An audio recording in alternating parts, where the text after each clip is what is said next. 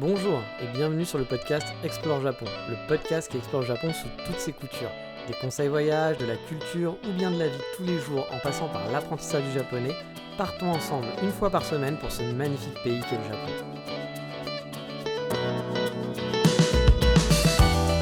Bonjour à tous, et oui, après mon petit Tokyo Bobo, je ne pouvais pas passer à côté du fameux épisode des coffee shop tours. Bah oui, vous le savez, hein, je suis drogué au café, puis là en plus j'avais parlé beaucoup de thé dans l'ancien épisode, mon dieu, il fallait parler de café maintenant. Donc on remet le contexte aussi pour les nouveaux, parce qu'il y a peut-être des nouveaux qui débarquent. Les épisodes Coffee Shop Tour ne sont pas un best-of des meilleurs coffee shops de la ville, mais plutôt un update de nouveaux coffee shops que j'ai pu tester. Pour avoir la liste complète, je vous invite à écouter les autres épisodes sur le sujet. Vous cherchez Coffee Shop, Explore Japon, etc. Enfin, vous allez les trouver. Il y a toujours des épisodes Coffee Shop Tour. Depuis des années, parce que maintenant le podcast a 4-5 ans, je sais plus. Donc j'en ai fait des cafés. Mais bon, voilà, c'est un petit update. Ou bien alors vous vous abonnez aussi au Patreon. Eh ben oui, on est dans le mercantile. J'ai souvent mis des posts à ce sujet. Je fais des petits posts sur les coffee shops parce que passion café. Vous savez que j'aime à fond les cafés, puis je vous ai déjà expliqué pourquoi. Ou alors vous pouvez aller aussi, là c'est gratuit, aller sur explorejapon.com. Il y a une rubrique coffee shop qui se remplit petit à petit. Ça fait beaucoup de petits là aussi. Alors il n'y a pas forcément les plus trendy dans ces cafés, dans les pages, mais voilà, je les remplis au gré des envies. Je fais des nouveaux articles pour présenter des coffee shops. Genre j'en mets deux par mois, des nouveaux coffee shops que je vous narre, je raconte et que je vous invite à tester. Mais bref, avant d'aller se boire un petit café, on va se faire le traditionnel 36-15 ma vie. Bien non, on va pas faire 36-15 ma vie parce que j'ai pas envie et surtout parce que j'ai pas grand chose à raconter. Alors non pas qu'il ne se soit rien passé dans ma vie, mais surtout que j'enregistre ce podcast quasiment à la suite de l'autre. Donc forcément, en l'espace d'une heure, oui, j'ai enregistré à 1 heure d'intervalle. Je les ai écrits il y a très longtemps, mais j'avais pas eu le temps encore de les enregistrer. Et puis là du coup j'en profite parce que la semaine prochaine, justement un peu 36-15 ma vie, j'ai beaucoup de touristes à voir. Alors vous le savez, je suis... pas guide, je vous le dis depuis toujours, mais que je ne fais pas guide au Japon, même si pendant un moment j'ai pensé, je me disais que ça pouvait être bien, etc. Mais ça prend du temps, il faut être là pendant une journée, pendant une demi-journée. J'ai un travail en semaine, je travaille la nuit, etc. Donc il faudrait que je fasse ça que les week-ends déjà. Puis bon, si la semaine je travaille, je fais des grosses journées, plus je travaille aussi l'après-midi, vous savez, je fais les podcasts, je fais les vidéos, donc j'ai déjà des journées bien remplies. Si en plus les week-ends, je dois faire des grosses journées touristes, ça va être compliqué. Non pas que c'est pas quelque chose qui me plairait pas de faire, mais voilà, c'est juste que c'est compliqué à faire. Cependant, vous le savez, j'accueille des gens et je discute avec des gens pendant 1 heure via une agence de voyage qui m'avait contacté et qui font ça. Et en fait, en gros, dans chaque pays, si vous passez par cette agence de voyage, ils vous font rencontrer des locaux. Voilà, c'est pas obligatoire, mais voilà, c'est un genre de cadeau qu'ils offrent à leurs voyageurs. Et donc, je fais partie, moi, de la team Kyoto. On est 3 et 2 japonais que je n'ai jamais rencontrés. Un vieux japonais, puis une japonaise qui est là, que je ne connais pas. Mais voilà, moi, je suis le seul non-japonais de l'équipe à Kyoto, finalement. Et voilà, ça m'arrive de rencontrer des touristes. Logiquement, c'est censé durer 1 heure. Donc pendant 1 heure, je suis censé prendre un café avec des touristes et puis discuter. Donc des touristes qui viennent d'arriver en ville et puis discuter avec eux. Alors soit les aider pour les aider à les guider, à préparer leur planning, parce qu'il y a des gens qui arrivent vraiment les mains dans les poches. Je suis toujours un peu surpris par ça, mais qui disent je connais pas. Qu'est-ce qu'il y a à faire ici? La Tour Eiffel? Non, pas vraiment. Mais voilà, je rigole, mais on n'est pas très loin parfois. Donc il y a des gens qui veulent vraiment des conseils, voyage, puis il y a des gens qui veulent juste discuter, savoir comment est la vie au Japon avec un local, etc. Puis il y a des gens qui font des mixtes, puis il y a des gens qui sont dans l'échange aussi, qui vous racontent un peu des histoires à eux. Donc c'est très intéressant, moi j'aime bien. Par contre, je suis un très mauvais businessman, on va dire, parce que normalement c'est censé être 1 heure et c'est bien payé pour 1 heure, il faut l'avouer. Mais moi je le fais, souvent ça dure 2-3 heures parce que j'aime parler, vous vous en doutez, avec tous ces épisodes de podcast. Et puis j'aime partager mon amour du Japon. Donc du coup, quand j'ai des gens qui sont un peu intéressés, qui posent des questions, on discute. Bon, après, parfois je vois aussi qu'il y a des touristes, ce que je comprends, qui veulent juste parler 1 heure, puis après ils veulent profiter, aller visiter. Mais il y a beaucoup de gens qui sont là, puis qui prennent leur temps et qui sont contents finalement d'avoir tous ces tips. J'ai même préparé un petit guide en ligne avec des restos, des bonnes adresses, dont je vous ai déjà parlé sûrement dans ce podcast. Même j'ai fait des petits mini-guides de voyage, genre à Kyoto, faire une après-midi à Kyoto dans tel quartier, qu'est-ce que vous pouvez aller voir, ces choses-là, des boutiques, des choses dans le genre. Parce que finalement, je répétais un peu toujours la même chose. On me demande souvent les mêmes choses. Les gens qui viennent sur Kyoto, ils restent là 3-4 jours. Donc, vous n'allez pas les refaire, leur dire, tiens, va au-dessous dans tel endroit. Non, parce que ils veulent aller voir les trucs classiques. Donc, j'essaye de faire un petit mix de trucs classiques, et des petites journées classiques, puis des petites boutiques ou des petits restos, je sais, qui sont dans le centre, qui seront pratiques et qui vont leur plaire. Puis j'ai même des options végétariens. Moi, je suis pas du tout végétarien, mais je sais qu'il y a des gens qui sont végétariens puis que c'est pas facile à trouver. Donc voilà, j'ai tout préparé. J'ai mon petit guide que je donne et puis les gens, je pense, sont souvent contents. Voilà. Et j'ai même rencontré un jour, je sais pas s'ils écoutent encore le podcast, mais des gens qui avaient donc choisi, voilà, qui m'avaient pris en welcome host, parce qu'en gros, je pense je sais pas comment ça se passe, mais je pense qu'on m'avait choisi.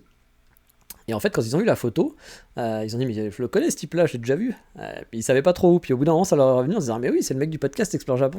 Donc voilà, ils écoutaient le podcast et donc ça les a fait marrer parce que finalement, quand on s'est rencontrés, ils m'ont dit bah ouais, on te connaît, hein. On connaît un peu ta vie parce qu'on écoute le podcast. Bon, ça m'est arrivé qu'une fois, mais j'ai trouvé ça assez rigolo. Donc bonjour à eux s'ils écoutent encore le podcast. Mais bref, donc là, les Sakura, hein, Sakura, bon, c'est déjà pas. Quand vous allez écouter ce podcast, les Sakura seront passés. Mais là, on est en plein dedans, c'est la floraison. Puis là, la semaine prochaine, j'ai énormément. Je sais qu'il y a des gens qui enchaînent, qui en font 8 dans la journée à Tokyo, c'est leur boulot quasiment, c'est un boulot à plein temps. Alors moi, pas du tout, parce que j'ai un boulot, donc moi j'essaye d'en voir un par jour maximum. Puis je fais pas un tous les jours, parce que sinon, ce serait pas possible. Habituellement, c'est genre j'en vois un par-ci par-là, ou des clients, je vois un touriste, un couple de touristes, ce que vous voulez. Mais là, j'en vois. La semaine prochaine, c'est intense que j'en vois 4. Voilà, j'en vois 4 dans la semaine. Habituellement, j'en vois pas 4. Le max que je fais, c'est 2. Ça peut arriver 3 de temps en temps dans les grosses périodes, mais là, c'est vraiment 4 touristes différents dans la semaine. Donc, et j'essaye de pas en mettre plusieurs dans la journée parce que j'ai qu'une après-midi finalement pour voir les gens, vu que moi je travaille de nuit. Et en voir 2 dans la journée, ça veut dire qu'il faudrait que je rush, que je dise au bout de. Enfin, que je regarde et dire c'est 1 heure, allez hop, on passe à l'autre.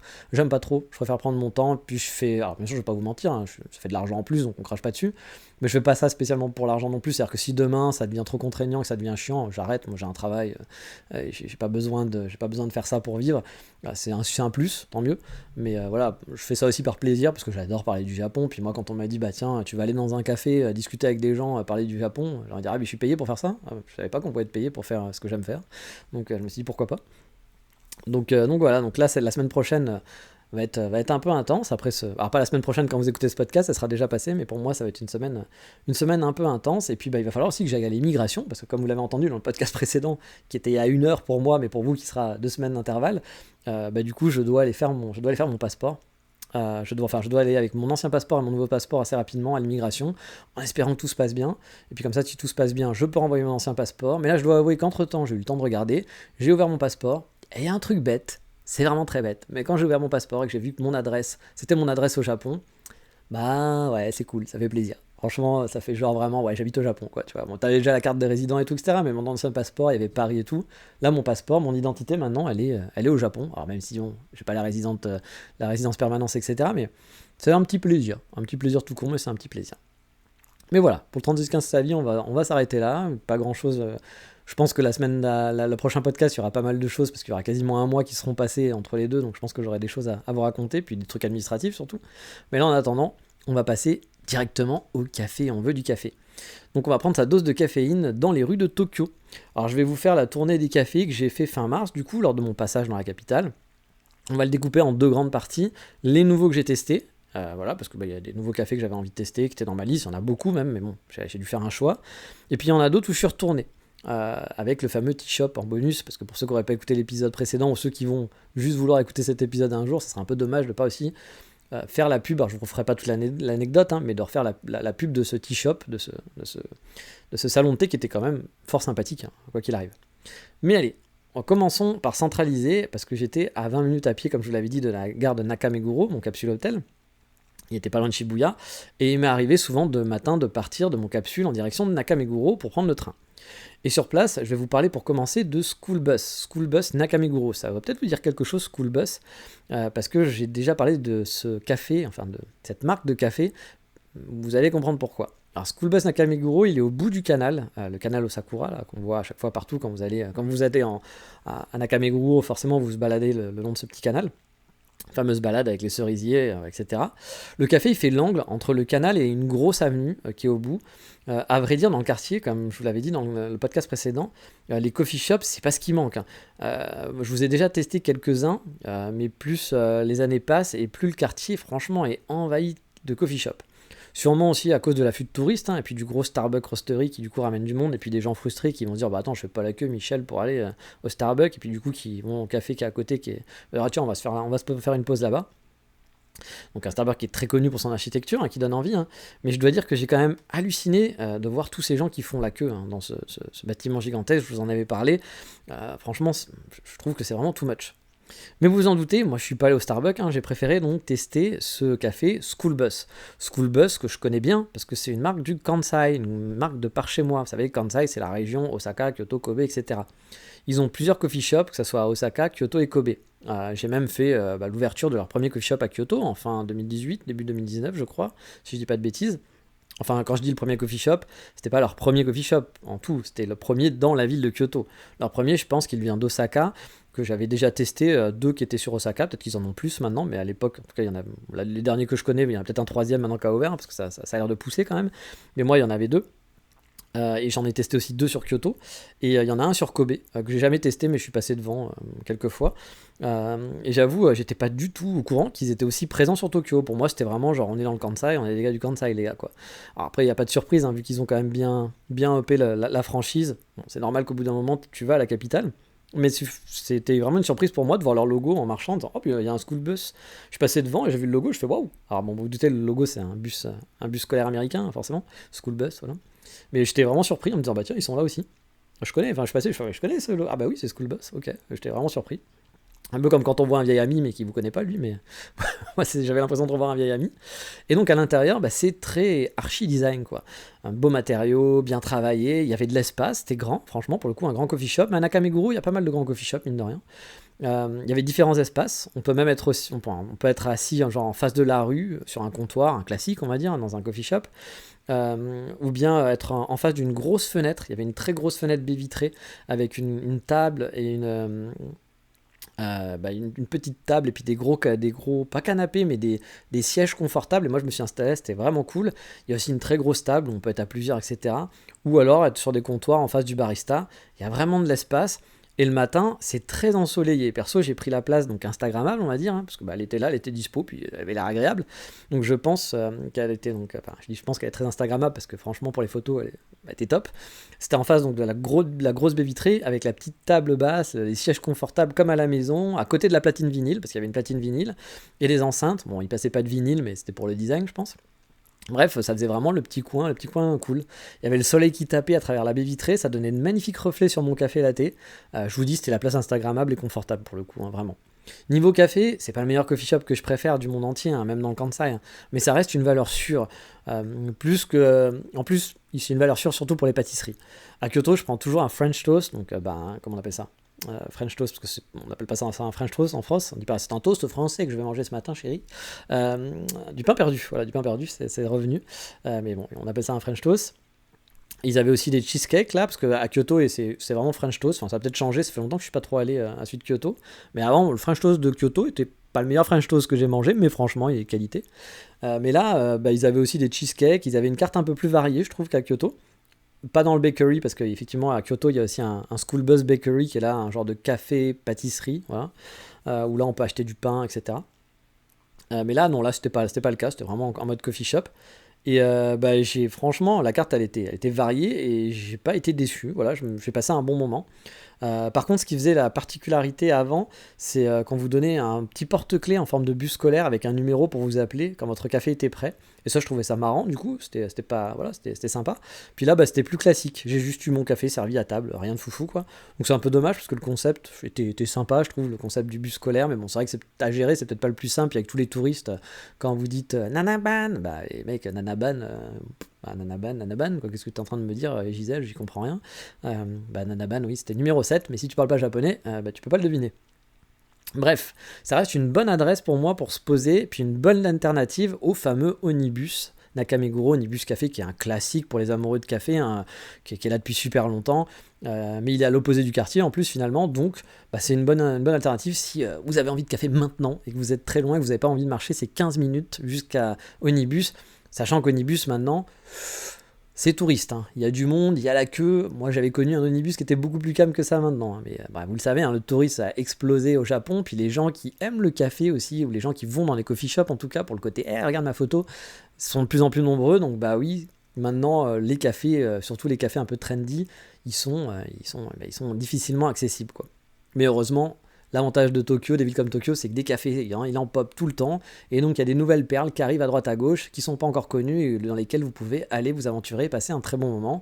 Et puis un jour, il y a un Instagrammeur qui fera une vidéo en disant tout, viens dans mon coffee shop, il est trop génial. Et puis là, il y aura la horde de touristes et tu ne pourras plus y aller, il faudra aller dans un nouveau. Et oui, c'est le jeu, ma bonne Micheline, que veux-tu.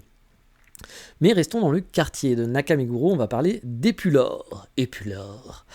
Bon, le nom, je valide pas. Voilà, hein, il fait très... je sais pas, mais j'aurais pas appelé mon café Épulore. Je sais pas, j'ai l'impression que c'est un truc comme Musclor, mais érotique. Épulore. Je ne comprends pas. Voilà, je ne comprends pas pourquoi avoir choisi ce nom-là. Mais bon, c'est son choix, et puis ça fonctionne, hein, ça ne l'a pas... Ça ne l'a pas arrêté pour autant. Donc ici c'est un peu spécial parce que c'est un coffee shop qui existe depuis pas mal d'années. Bon, c'est pas ça qui est spécial, hein, même si effectivement être là depuis pas mal d'années au Japon parfois ça peut être spécial, hein, parce que comme je vous le dis, hein, ça ferme, ça ouvre très rapidement. Mais j'y étais jamais allé, et pourquoi ? Parce qu'il fait bar aussi. Bar, ambiance vinyle, cosy, bar cosy quoi. Et du coup je m'étais toujours dit que le lieu avait l'air plus cool en y allant la nuit qu'en plein jour. Et puis je pense que une ou deux fois j'avais dû tenter d'y aller en plein jour mais qui devait être fermé ou un truc comme ça. Et puis vous savez, j'habite pas Tokyo, donc moi je passe, puis bon, si c'est fermé, je vais pas revenir le lendemain, je suis pas non plus un fanboy. Donc je m'étais dit, bon voilà, pas eu de chance. Voilà, tant pis. Mais là, j'ai enfin eu l'occasion d'y aller avec mon ami Johan, donc je vous ai déjà parlé, mon ami de Tokyo, qui m'a proposé qu'on y aille ensemble. Et il faut dire que je traîne rarement la nuit en plus à Nakameguro, ça m'est jamais arrivé même je pense de traîner la nuit à Nakameguro, donc c'était la bonne occasion pour moi d'aller faire ça. Et je dois l'avouer, je vais pas pouvoir vous parler du café là-bas parce que j'en ai pas bu. Donc voilà, j'ai pas bu de café, non, j'ai bu de l'alcool. On se sent canaille. Oui, le lieu était chouette et puis il est fait pour ça aussi, hein. Comme vous pouvez l'imaginer, c'est pas bien grand, mais pas petit rade non plus, hein. Ça fait quand même assez classe. Le genre d'endroit, typiquement, tu vas amener ton date. Voilà, tu vas amener tu vas amener ta petite Megumi au chalet ou ton petit Joichi qui a mis son petit costume parce qu'il veut t'impressionner ou parce qu'il sort du boulot, hein. Mais bref, c'est vraiment un endroit où tu peux dater. Alors moi, j'ai pas daté avec mon ami Johan, hein, ou alors je m'en suis pas aperçu. Désolé. Voilà, si c'était le cas, voilà, peut-être que là il est en larmes, donc je sais qu'il n'est pas intéressé par moi et par les garçons a priori, mais voilà, c'était pas un date, nous sommes allés virilement entre amis. Mais voilà, le lieu s'y prête bien, et puis c'était très, très con de dire virilement, parce que genre, c'est pas parce que tu aimes les garçons que tu n'es pas viril. Voilà, arrêtons les stéréotypes pourris, voyons. Bon, après, vous savez que j'aime bien dire beaucoup de bêtises, donc voilà, ce n'est pas une de plus qui va en rajouter. Mais bref, on amène son date à Épulore. Non, non, ça peut pas. Hein. Alors par contre, voilà, t'amènes ton date, mais tu lui dis pas où tu vas, quoi. Parce que tu dis, ouais, peut-être qu'aujourd'hui, on pourrait se faire une soirée sympa et tout. Ah ouais, où est-ce qu'on va ? On va à Épulore. Je pense que la fille, elle s'en va, quoi. Je veux dire, elle sent le mauvais coup. Je ne sais pas. Bref, je ne comprendrai jamais pourquoi ils ont choisi ce nom-là. Mais bon, musique vinyle avec barista DJ qui se fait plaisir, voilà. Alors pas la David Guetta, hein, vous savez pas le vinyle qui fait ouh café latte, ouais café latte. Non, c'est pas ça. Hein. On est plus dans une ambiance jazzy. Voilà, il y avait beaucoup de petites Megumi bien apprêtées, très stylées. Donc voilà, c'était ambiance tamisée, un peu stylisée, un peu prout, mais pas trop. Voilà, un petit peu. C'est peut-être pas le lieu où j'irai souvent, personnellement, je pense, mais j'aurais y aller de temps en temps, pourquoi pas. Alors, déception, pas d'umeshu. Voilà, et oui, nous on veut boire de l'umeshu et puis il n'y en avait pas.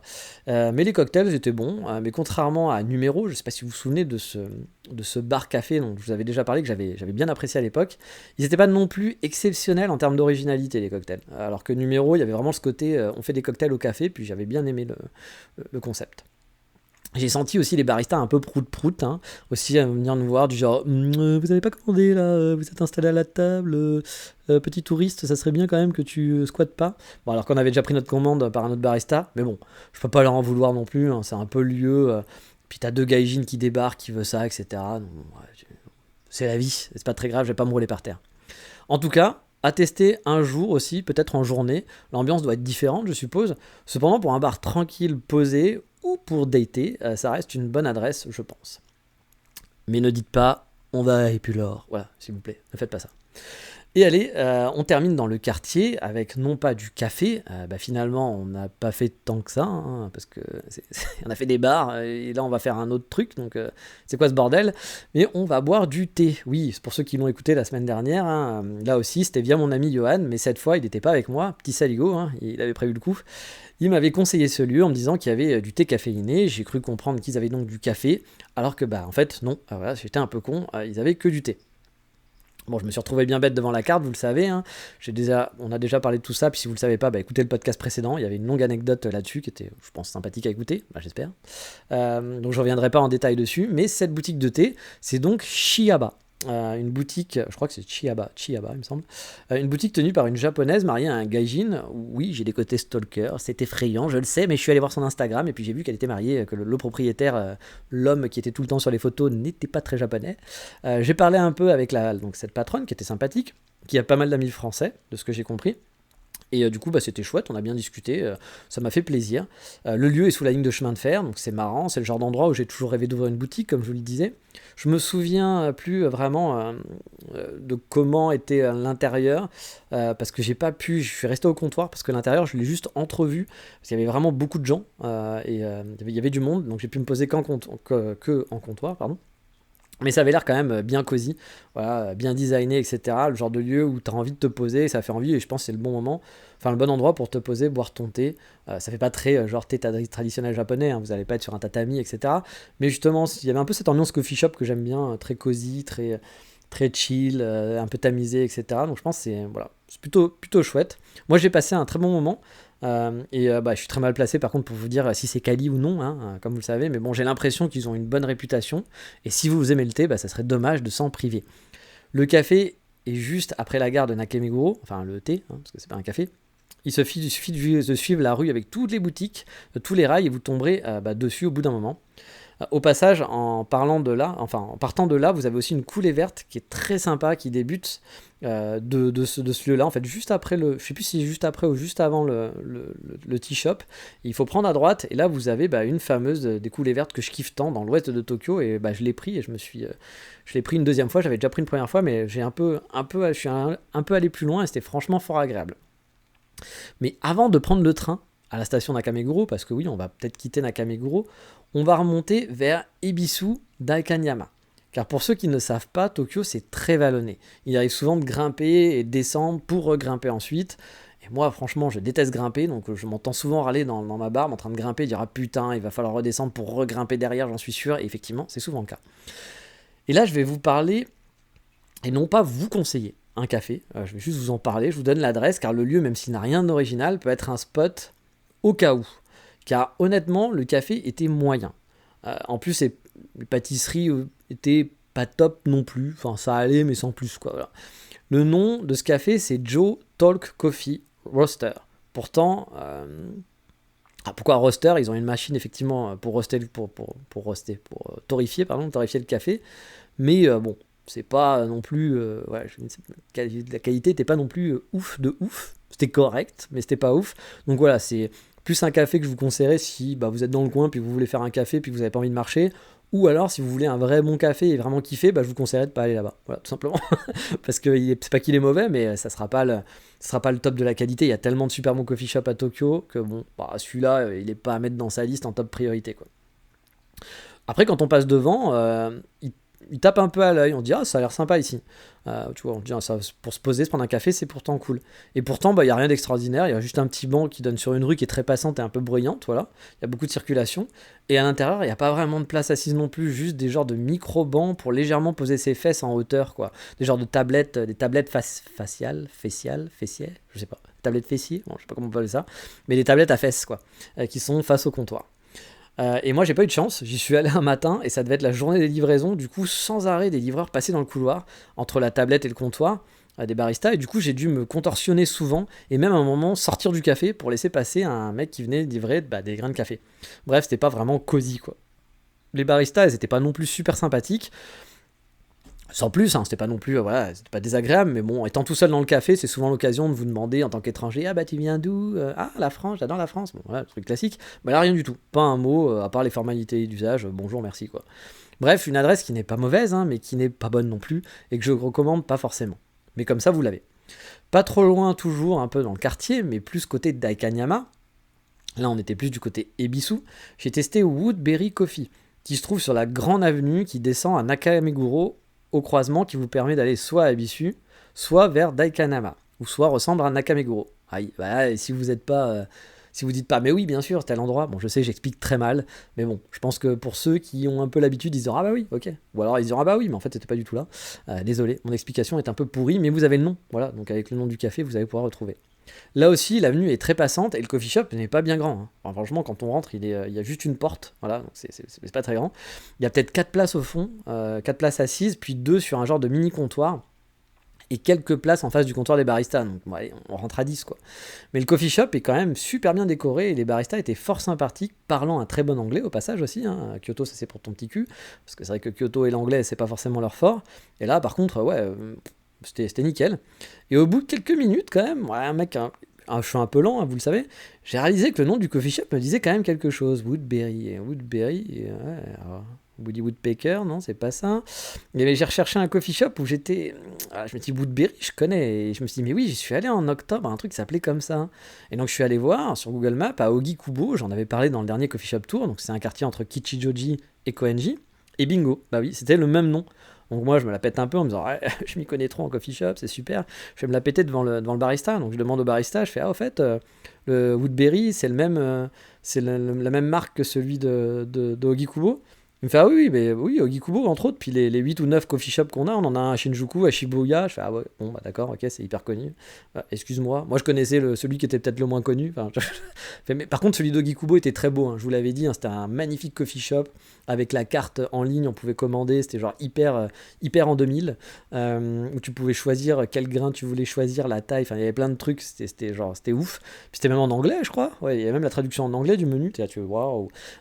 Et puis le lieu était très beau, il y avait une grande table, on pouvait travailler avec son laptop, c'était très au chalet, puis il y avait même un lieu qui était parfait pour se détendre. J'avais beaucoup aimé ce coffee shop qui était dans un quartier qui est effectivement pas les plus passants ou hein, pas les plus touristiques. Mais bon, du coup, bah voilà, là on n'est pas du tout dans la même ambiance. Hein. C'est beaucoup plus classique, c'est un petit coffee shop, mais avec du bon café et des bonnes pâtisseries. C'est plus pour moi un coffee shop de dépannage ou de touristes de passage que le coffee shop où on aime se poser et où on aime revenir. Voilà. Mais pour autant, j'ai passé un bon moment et c'est largement une meilleure expérience que celui dont je vous ai parlé, Joe le taxi, là, qui fait du café, mais qui va pas partout. Mais allez, éloignons-nous du centre-ville et allons dans les quartiers de bourgeois. Bah oui, Tokyo Bobo, vous le savez. Donc on est allé dans ce quartier, un des quartiers que j'aime beaucoup, un vrai quartier de bourgeois, Jugaoka. Je vous ai déjà essayé 2-3 coffee shops dans le quartier, et en allant là-bas, j'ai fait 2 autres coffee shops sympas. Enfin, je mens un peu, parce qu'il y en a un des deux qui n'est pas non plus la porte à côté, mais c'est juste qu'il était dans mon plan de balade en partant de Jugaoka. Mais celui qui est vraiment à quelques minutes de la gare, c'est Chanoko, je pense que Chanoko Coffee Roaster. Ce qui est marrant, c'est qu'il est sur le trajet pour aller à Onibus. Onibus Nakameguro, vous vous rappelez, mais il y a aussi Onibus qui est donc à Jugaoka. Ils ont 2 Onibus à Jugaoka, et là je parle du tout petit qui est sur les rails, dont je vous ai déjà parlé plusieurs fois. J'avais même fait un vlog en octobre dernier qui est disponible en libre accès, je pense, sur Patreon pour les curieux, où j'étais sur place, donc un petit coffee shop, hein, où on peut même pas se poser à l'intérieur. Avant, on pouvait se poser à l'intérieur, il y avait genre 2 places, mais vraiment 2 places serrées. Puis là, maintenant, ils se sont dit, bon, 2 places, ça sert à rien. Donc, ils ont laissé juste un banc à l'extérieur qui donne sur les rails. Et moi, j'adore l'ambiance de ce Onibus-là. Et puis, je vous avais parlé de l'autre Onibus qui est vraiment, lui, dans le centre de Jugaoka, qui, lui, est un Onibus choufou de luxe. Vraiment, où ça n'a rien à voir avec l'ambiance Onibus. On pouvait même manger des burgers. Pour moi, c'était qu'est-ce qui se passe. Puis on n'était pas en face de rail, c'était pas un petit coffee shop mignon, c'est très mignon, mais très au chalet, c'était très bon, voilà, les grains Onibus, puis même les gâteaux étaient très bons, je m'étais régalé, mais là c'était vraiment Megumi choufou, plein d'argent, vas-y, je sais pas quoi faire de mes journées, je lis mon petit bouquin sur l'art contemporain, machin et autres. C'était vraiment, genre j'étais dans un autre ambiance, j'étais le seul mec du coin, hein. C'était pas du tout l'ambiance Onibus habituelle, mais c'était pour autant très bon. Et donc bah voilà. Là, je me suis dit, je vais pas refaire les Onibus, parce que je suis toujours dans les Onibus. Je suis donc allé dans ce nouveau café, Chanoko Coffee Roaster. Alors, je sais pas s'il est vraiment nouveau, mais en tout cas, je l'avais pas dans ma liste avant. Il est donc sur une rue passante, mais pas trop. Mais du coup, quand même, qui est assez vivante. Il est pas bien grand, hein, peut-être à l'intérieur, il y a entre 6 et 8 places assises max. Mais du coup, je trouve que la disposition en font un bon lieu pour chiller. Voilà. Chose que, par exemple, j'ai pas vu dans l'autre café précédent, Woody Woodpecker, là dont je vous parlais, Woodberry. Et chose que j'ai pas fait la première fois. Car oui, j'y suis allé 2 jours différents, parce que j'ai bien apprécié aller là-bas. La première fois, je me suis posé sur sa toute petite terrasse, aussi, qui est pas très grande, qui donne sur une rue privative. Il y a 2 petites tables le long du café, et qui donne donc sur la rue passante, et je suis allé dans une rue privative. Enfin, rue privative, c'est-à-dire que c'est pas une rue où il y a des voitures qui passent, quoi. Et par contre, vous donnez sur la rue passante. Donc du coup, j'ai pu voir le spectacle de rue, parce que j'ai pu me poser là par beau temps et profiter du soleil, puis du petit vent frais, puis regarder les passants marcher et vaquer à leurs activités. Eux aussi n'ont pas loupé une miette, hein, pour le coup. Et étaient quand même interloqués de voir un gaijin profiter en terrasse, se demandant tiens, mais qu'est-ce que c'est que cette boutique? Pourquoi il y a un gaijin là qui est là, puis qui kiffe sa life en terrasse? Puis après ils disent ah, bah, c'est un café, t'as vu, il y a un café chéri. Voilà, c'était assez rigolo. Voilà, c'est les petites vies du quotidien, les petits trucs moi que je kiffe au Japon. Alors il faut savoir qu'ils sont roasters aussi, ils torréfient eux-mêmes le café. Le café en lui-même, je me suis pas roulé par terre en me disant waouh, mais c'est la meilleure adresse de Tokyo. Voilà, bon, bien sûr. Mais tout comme pour leur gâteau, hein, pareil, je me suis pas roulé par terre, c'est classique. Mais je sais pas, j'ai eu un mini coup de cœur pour le lieu et sa situation dans un quartier que j'aime bien. Enfin, situation, où il est situé quoi. Situation, ça peut rien dire. Mais par rapport aux 2 omnibus du quartier, je dois avouer que j'ai préféré me poser et chiller ici. En plus, le patron était très content que je sois là. Il m'a donné une carte de fidélité dès le premier jour. Voilà, c'est pas toujours le cas. Et le deuxième jour, une Megumi barista m'a dit qu'elle m'avait vu dans Jugaoka quelques heures auparavant et qu'elle avait adoré mes chaussures. C'est quoi ce truc de stalker? C'est moi le stalker habituellement. Bref, je sais pas. C'est un shop que j'ai trouvé fort sympathique et puis j'ai passé un bon moment là-bas. Donc pour moi, c'est une bonne adresse à Jugaoka. L'autre café qui, comme je vous l'ai dit, n'est pas vraiment dans le quartier, finalement il est plus proche de l'ancien parc olympique, alors pas celui de 2022, hein, celui de je ne sais pas quelle année, mais le parc olympique de Komazawa. Je vous ai déjà parlé de ce quartier dans des précédents podcasts, car je me suis baladé quelques fois dans ce parc olympique, et cette année, encore une fois, je suis passé là-bas faire quelques vidéos photos. Le café se nomme Coupographie, et il a une particularité, c'est qu'à la base, c'est surtout un studio photo. Oui, Juichi, Megumi et Juichi Junior étaient là en masse pour faire des photos bien habillées pour la rentrée des classes, sûrement, a priori. Mais voilà, c'était vraiment, on est tous des beaux gosses, on est habillés genre en beau gosse, et puis viens, on va faire les jolies photos. Et il y en avait une chier de Juichi Junior, je dois l'avouer. Il n'y avait pas de petite Megumi, tiens, justement, mais il y avait plein de petites Juichi. Je ne sais pas pourquoi. Et donc voilà, ils étaient tous bien sapés. Et donc c'est un studio photo, avec des salles photos, c'est très chic, c'est design, le lieu est plutôt... il y a une belle architecture, on va dire, c'est très très bien travaillé. Et ils ont donc un café pour les clients qui veulent patienter. Hein, voilà. Mais il n'y a pas besoin de venir se faire tirer le portrait pour profiter du café. Parce que c'est ce que j'ai fait. Je ne vais pas aller me faire une photo en me disant bon, je vais voler un enfant et puis je vais faire croire que je viens faire une séance photo juste pour tester le café. Bon, je suis drogué du café, mais pas à ce point. Voilà.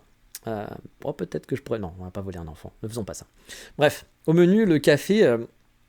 Pour le coup, j'étais surpris, parce que je m'attendais justement, je l'avais vu joli, j'avais vu des très jolies photos, et je m'étais dit, ça a l'air joli, je vais y aller, mais je pensais que c'était surtout joli, puis bon, que la qualité allait peut-être pas être forcément trop au rendez-vous, donc je m'attendais pas forcément à un truc de qualité, vu que c'est pas leur activité première. Et puis finalement, c'était pas mal, enfin, le café était bon et tout, etc. Puis ils avaient des gaufres aussi qui étaient faites maison, et franchement, c'était bon, voilà, les gaufres étaient très bonnes, je me suis régalé. Le lieu est joli, j'ai passé un bon moment, surtout que les baristas étaient fort sympathiques et puis super intrigués surtout de voir un gaijin venir tout seul se prendre un café ici dans un coffee shop un peu perdu au milieu de nulle part dans un studio photo. C'est vrai que ça fait un peu bizarre quoi. Donc elles m'ont demandé d'où je venais, puis surtout comment j'avais connu le lieu, hein, parce que ok, mais ok, t'es un touriste, tu viens de je sais pas où, t'es étranger, mais qu'est-ce que tu fous là quoi. Donc voilà, c'était pas commun pour elles je pense. Puis elles ont vu mon capture clip sur mon sac. Alors capture clip c'est quoi? C'est un petit élément d'une marque photo que j'aime bien qui s'appelle Peak Design, qui fait des accessoires pour les photos, des sacs à dos, etc. Et du coup j'ai mon petit mon capture clip qui me permet en fait d'accrocher de façon sécuritaire ma caméra en dehors de mon sac et de pouvoir de l'enlever et le remettre en un seul bouton. Et quand elles ont vu le capture clip, il n'y avait pas ma caméra, il y avait juste le capture clip. Ma caméra elle était à l'intérieur de mon sac. Elles m'ont tout de suite dit oh ok caméra, genre t'as une grosse caméra. Bon alors, dit comme ça fait aussi un peu genre mais bon non, c'était vraiment juste pour parler photo. Hein. Alors j'ai dit non, sans plus, parce que ma caméra elle est bien, mais c'est pas non plus une grosse caméra de pro quoi. C'est un appareil photo normal. Mais elles m'ont dit on veut voir quand même. Alors aussi ça commence à faire un peu trop. On va voir ta grosse caméra. Bon, je leur ai montré ma grosse caméra, voilà. Je leur ai montré mon Fuji, parce que comme ça que je l'appelle.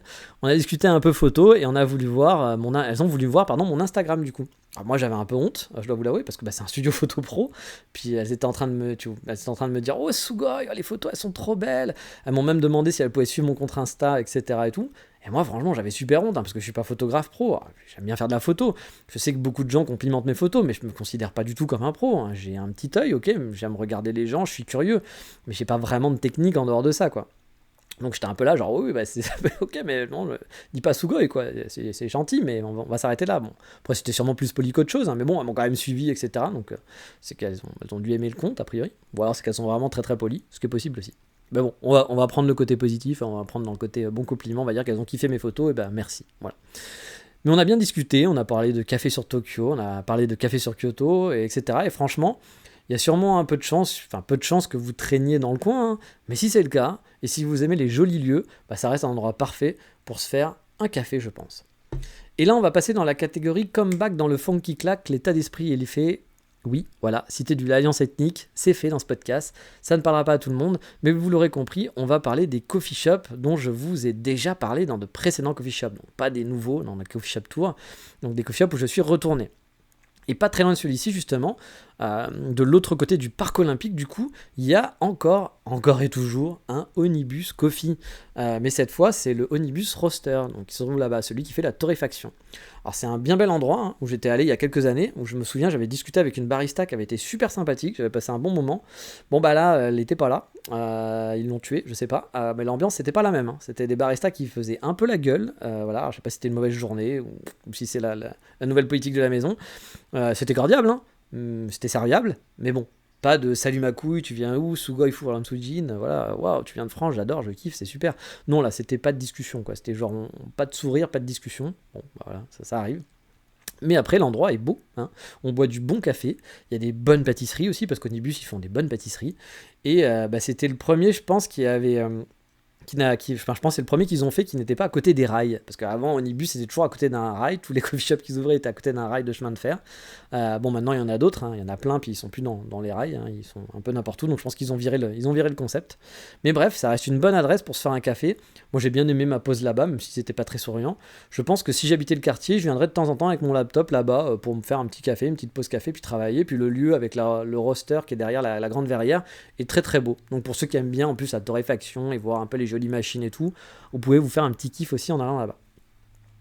Et avant de finir en beauté, j'ai envie de parler de Rowan's Coffee, qui se situe à Mitaka. Lui, il est aussi très très excentré comme coffee shop, mais vous pouvez y aller quand même assez facilement si vous faites un petit effort lors de votre passage au musée Ghibli. Ça vous demandera donc un petit détour, mais honnêtement, le café, il est honnête, il est correct, mais les pâtisseries, elles sont super bonnes, fait maison, et waouh, c'était cool, franchement c'est cool.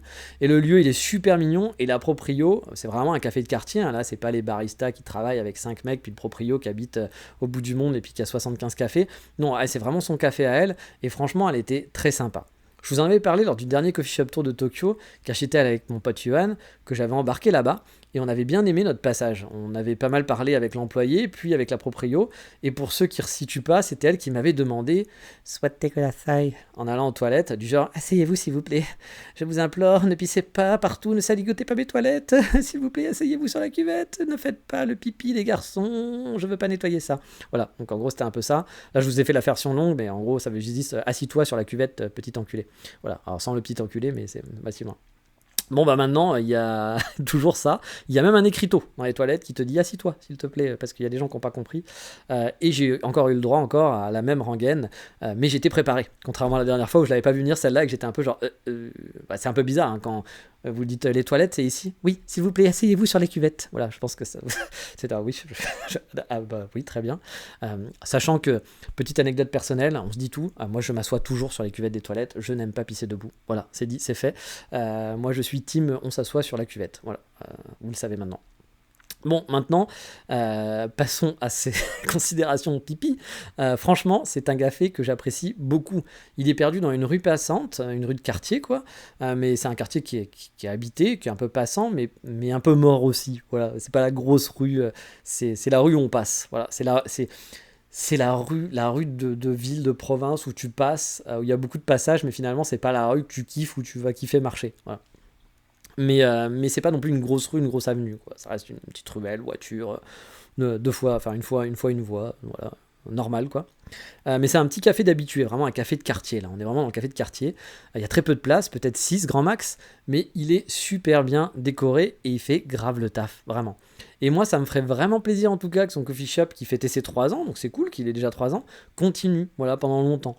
Parce que c'est le genre de coffee shop de quartier qui mérite de vivre une longue histoire. Voilà. En tout cas, quand je vais à Kishijoji, bah moi c'est mon adresse. C'est mon adresse sûre pour me faire un bon coffee shop et surtout un bon gâteau. Bon, c'est quand même à 10-15 minutes à pied, 20 minutes peut-être de Kishijoji, mais bah, vous pouvez le prendre en train, vous arrêtez directement, c'est la station d'après, Mitaka. Et bah, franchement, ces pâtisseries, ça déchire sa maman. Voilà, moi, j'aime beaucoup. Voilà, ça me ferait plaisir qu'il y ait des gens qui aillent là-bas et puis qui lui fassent un petit coucou, puis qui lui disent ah bah tiens, c'est le gaijin français qui est venu une fois avec un copain, puis qui est revenu une deuxième fois. Sachant qu'elle s'est rappelée de moi, hein, je suis arrivé, elle s'est rappelée de moi direct, alors que bah, je t'ai mis en octobre, donc ça faisait quand même 5 mois, un truc comme ça. Je n'étais pas revenu. Et elle m'a dit ah, vous n'êtes pas avec votre ami, vous étiez venu la dernière fois, etc. Je dis ah, oui, effectivement, vous êtes français, je dis ah, oui, effectivement, etc. Donc voilà, puis on a pu parler. En plus, c'était rigolo parce qu'on a parlé de ma Megumi, que peut-être j'allais me marier. Donc elle a fait oh, Medeto. Puis après, elle me disait qu'il y avait sa collègue, enfin son employé qui s'était marié il y a pas longtemps, avec qui on avait discuté un petit peu, qui n'était pas là aujourd'hui. Puis il y a une cliente qui arrive, et puis du coup, la cliente a commencé à dire ah, vous savez, il va se marier avec une japonaise. Alors la cliente a fait oh, Medeto. Puis on a parlé voilà, des séries françaises, parce que la cliente regardait des séries françaises. Bref, la vie de quartier, la vie qu'on kiffe, voilà, ce qu'on kiffe un peu, le coffee shop qui est pas trop hipster, le coffee shop qui est pas trop prout-prout, le coffee shop où il n'y a pas trop de monde, vraiment le petit coffee shop de quartier qui fait plaisir, voilà. Et allez, on va finir par le coup de cœur, le vrai coup de cœur et le coup de gueule aussi de ce coffee shop tour qui sont intimement liés. Le coup de gueule, enfin le coup de non-cœur, vous en doutez un petit peu parce que j'en ai parlé la dernière fois, c'est Fuglen Tokyo, celui de Shibuya, qui était, vous le savez, avant mon coffee shop préféré de la terre entière et de l'univers, et bah oui, rien que ça. Et je dois dire que maintenant c'est devenu une usine, comme je l'ai dit, trop de touristes, ça s'arrête pas, les baristas ils s'arrêtent plus, ils peuvent plus discuter, le soir c'est blindé, même en semaine, alors qu'avant, ok il y avait du monde en journée, mais le soir on était tranquille. Interdiction des laptops, alors qu'avant on pouvait venir avec son laptop, moi ça m'est arrivé de venir avec mon laptop et de travailler à Fuglen. Mais bon, je comprends, hein, parce que c'est le défilé incessant. Hein. Bien sûr, il y a encore des locaux qui viennent, mais j'y suis allé un matin, parce que j'avais un rendez-vous au Yogi Cohen, et puis que c'était à côté, puis c'était l'occasion, justement, je me suis dit, ah bah, allez, je vais y aller tôt le matin, c'est en semaine, ça va être cool. Mais j'ai trouvé aucun plaisir à y retourner, vraiment. J'y suis allé par défaut, là, du coup, car j'avais donc le rendez-vous, et puis c'était pas agréable, voilà. Et j'avais déjà ressenti ça en octobre dernier, ce phénomène, et je trouve que c'est de pire en pire, malheureusement. Le lieu est génial, hein, le café reste super bon, mais c'est juste que percho, je trouve plus le charme que procurer ce coffee shop. Et c'est un peu dommage, voilà, je prends plus de plaisir là-bas. Et c'est aussi car maintenant, je vais à un autre Fuglen, le Fuglen en banlieue qui s'appelle, enfin ils ont plusieurs Fuglen en banlieue, mais celui-là en tout cas j'y vais parce que je l'aime bien, puis il est facile d'accès pour moi. C'est Fuglen Hanegi Koen, qui avait été un gros coup de cœur grâce à l'ami Johan, parce que c'est lui qui m'en avait parlé, je l'avais pas vu passer, hein, parce que moi je suis les Fuglen, puis quand ils ouvrent un nouveau café je suis au courant, puis je sais pas pourquoi, celui-là je l'avais zappé. Et c'est lui qui m'en avait parlé, donc lors de mon dernier passage, je l'avais testé, et j'ai rempli des cartes de fidélité à foison, vraiment. Que ça soit de jour comme de nuit, dehors, sur la terrasse, par beau temps, ou bien installé dans les gros canapes en cuir, voilà, j'ai vraiment... j'en ai fait ma maison, hein. Honnêtement, j'en ai fait un peu ma maison. Un petit capou, un filtre, un cocktail, et maintenant en plus... Que demande le peuple? Parce que mon seul regret avant, c'était qu'ils avaient que des cookies, voilà, et que moi les cookies, même s'ils étaient bons, je me régale pas avec un cookie le matin, et maintenant ils ont des pâtisseries. La dernière fois, voilà, c'était juste le cookie qui est pas mauvais, mais là, ils avaient des très bons gâteaux au chocolat, ils avaient un autre cake, et puis parfois, même le matin tôt, il y a des viennoiseries, genre des pains en raisin, des croissants, qui au passage, le pain en raisin était fort sympathique, ils me l'ont chauffé, et je dis que le pain en raisin chauffé, je dis un grand oui madame, faisons des pains en raisin chauds, voilà, c'est bon. Bref, je l'ai écumé ce coffee shop et c'est clairement mon endroit préféré du monde maintenant. La qualité des cafés Fuglen, des gâteaux qui sont corrects, qui font le job, des cocktails la nuit. Il m'est arrivé 4-5 fois d'y aller en fin de journée, prendre un dernier café, puis ensuite enchaîner avec un cocktail, pour terminer avant de rentrer à pied vers Shibuya. Faut compter une bonne heure de marche en gros environ. Il ferme malheureusement en semaine à 20h, et 22h le week-end. Alors je dis malheureusement, mais c'est déjà bien qu'il ferme à 20h, hein, mais celui de Fuglen, il ferme beaucoup plus tard. Il fermait, je crois, à minuit en semaine, ou à 1h du matin en semaine, et puis il finit à 2h de week-end, un truc dans le genre, en ces eaux-là. Si je dis pas de bêtises.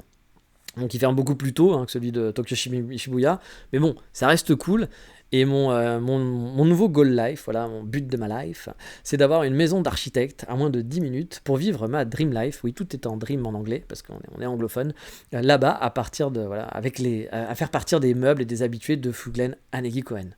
Il y a quelques touristes qui viennent, mais franchement très peu.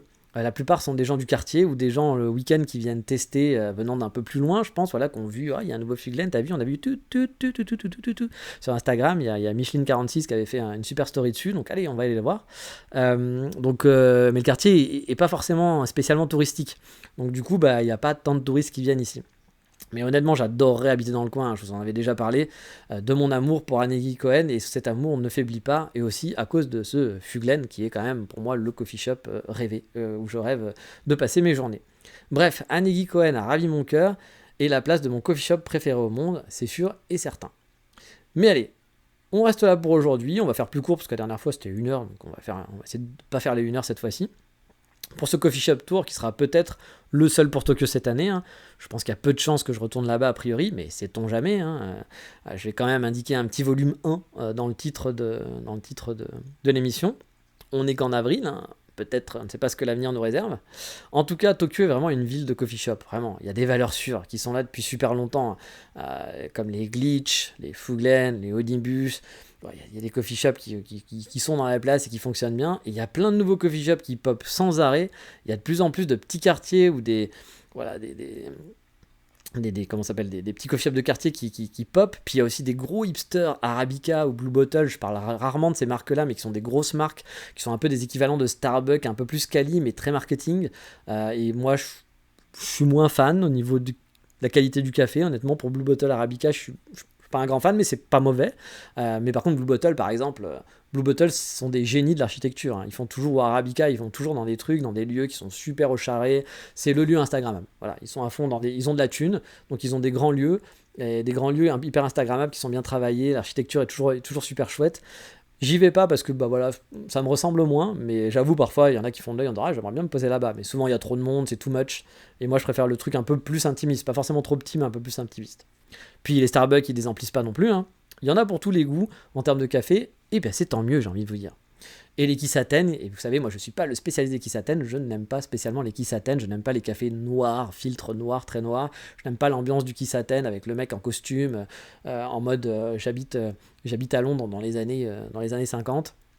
Mais ça peut être votre kiff, et je peux comprendre totalement que ça va être votre kiff parce qu'il y a une ambiance. Il y a une ambiance dans les Kissaten, mais moi je suis coffee shop hipster. Voilà, je suis pas Kissaten, mais au Japon, il y en a plein des Kissaten aussi, et donc faites-vous plaisir, allez là où vous vous sentez le mieux. Sur ce, on va s'arrêter là pour cette semaine. On a fini la tournée des cafés. Je vous dis donc à dans 2 semaines pour un nouvel épisode. Ciao, bye bye, matane.